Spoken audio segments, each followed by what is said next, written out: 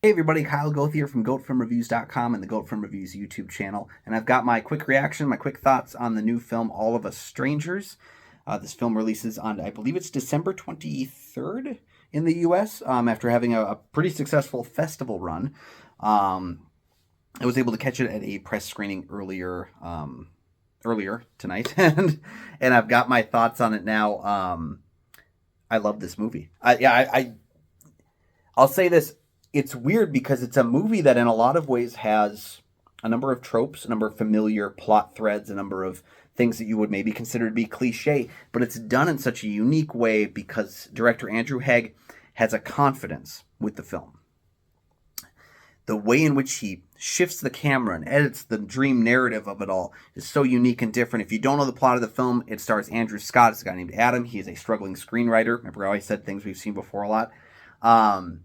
Who's just having trouble putting pen to paper or hand to keyboard, and starts a romantic relationship up with Harry, the only other person who lives in his nearly empty apartment complex.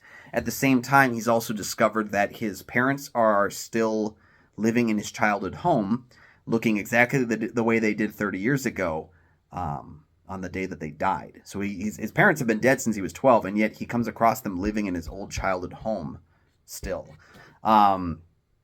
So it's an interesting kind of like a fantasy character study. And again, early on in the film, I was interested. It was well made, but I was wondering, I was like, I've heard so many unique and interesting thoughts about this film, and everyone seems to praise it. And so about 20 minutes in, I think that was when the film started to pull me in and grasp at me and not let go. And it kind of broke my heart and put the pieces back together and then broke it again. And I didn't realize how affected I was until the end. I was like literally like drying tears away from my eyes and realizing that I'd just been on this character journey, that I'd just been taken somewhere. And that what's funny is how the film does a lot of things that we would think of as pretty traditional storytelling, but the confidence at which Andrew Haigh goes around and doesn't exactly give you all the details, but he just slowly unwraps the layers, and he tells you that the details don't match. His filmic language is so integral to what's being done, that we don't really question why his parents are there.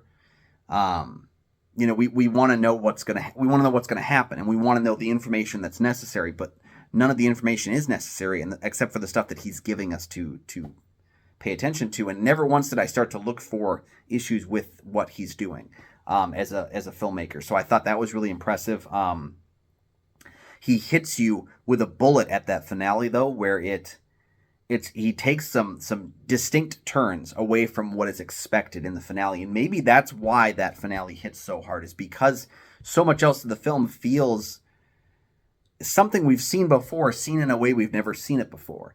And yet when he hits at the ending, it just seems to collectively showcase everything working at the end. I thought the film closed out very strong. It has four characters really in it. It's Adam, it's his lover, it's his parents. All four characters are incredibly well put together. The chemistry between all of them is fantastic. The performances between all of them are fantastic. It has this ability to just wrap you up and take you on this journey with them.